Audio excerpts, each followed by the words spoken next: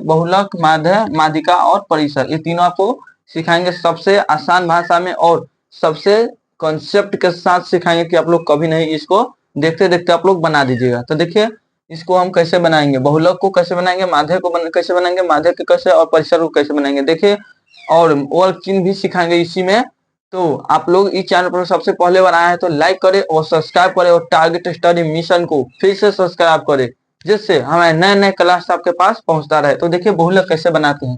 बहुलक का मतलब होता है सबसे ज्यादा संख्या, सबसे ज्यादा संख्या। यानी इसमें बताइए सबसे ज्यादा संख्या किसका है। बहुलक का मतलब ही होता है सबसे ज्यादा संख्या। इसमें सबसे ज्यादा संख्या किसका है, 4 के है कि 5 के है कि 3 के है कि 2 के है। तो देखिए सबसे ज्यादा संख्या है एगो 2 का है। देखिए कैगो है, एगो और एक यहाँ है 2 गो। 4 के नहीं है, 5 के नहीं है, 3 के सबसे ज्यादा नहीं है, एक ही गो है। यानी सबका एक एक गो है, लेकिन 2 के 3 गो है, यानी 2 के 2 गो है संख्या। तो यही सबका यही इसका बहुलक हो जाएगा, यानी बहुलक बराबर 2 आंसर हो जाएगा। यानी देखिए सबसे ज्यादा जिसका संख्या रहेगा ना वही बहुलक कहलाएगा। अब देखिए हम सीखते हैं दूसरा नंबर माध्य।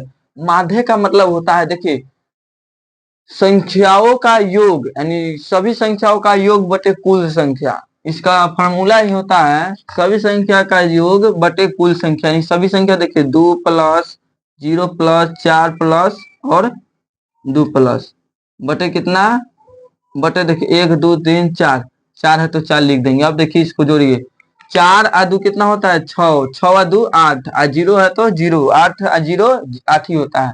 अब देखिए 8 लिख दें, 8 जोड़ के 8 है। देखिए 1 2 3 4 है तो 4 हम यहाँ लिख देते हैं 4 देने। देखिए जितना संख्या होता है इसको जोड़ के और जितना संख्या रहता है उससे भागा दे देते हैं। तो देखिए 4 से 8 कितना बार में कटेगा, तो 2 बार में कटेगा, 4 दूनी 8, तो यही हमारा माध्य हो जाएगा।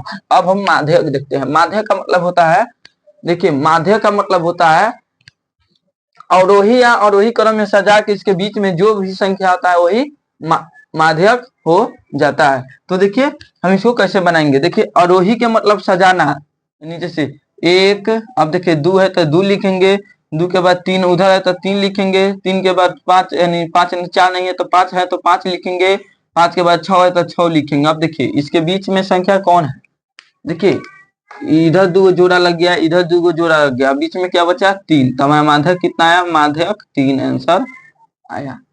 समझ गया, देखिए समझ गया। अब देखिए हम सिखाते हैं परिसर। देखिए माध्य का मतलब होता है सभी को एथी करके सभी को अवरोही क्रम में जोड़कर यानी घटा, यानी अवरोही का मतलब होता है शुरू से, आरोही का मतलब होता है जैसे अंतिम से अवरोही में जाना। अब देखिए परिसर, परिसर का मतलब होता है, परिसर का मतलब होता है बड़ी संख्या माने छोटी संख्या। इसमें बड़ी संख्या कौन है, देखिए बड़ी संख्या माइनस छोटी संख्या कितना है 1 है, तो 8 में से गया तो कितना बचा 7, आंसर हमारा होगा।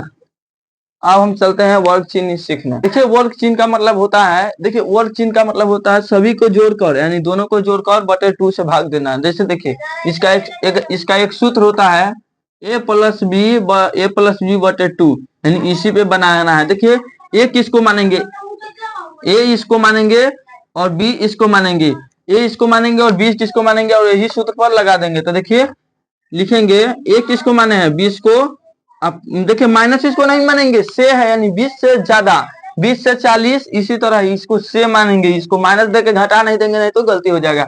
अब देखिए 20 अब प्लस है तो प्लस देंगे, अब बी किसको माने हैं 40 को बटे 2, फॉर्मूला में है 40, अब इसके कितना होता है 60, तो 60 लिखेंगे बटे 2 है तो 2, 2 से 60 कितना में कटेगा तो 30 बार में कटेगा, तो हमारा यानी हमारा वर्ग चिन्ह निकल के आया कितना, वर्ग चिन्ह आया 30। चलिए आशा हो कि क्लास आपको अच्छा लगा होगा। अगर इस चैनल पर नए हैं तो टारगेट स्टडी मिशन को सब्सक्राइब करें, जिस समय नए नए क्लास आपके पास पहुंचा है। चलिए धन्यवाद।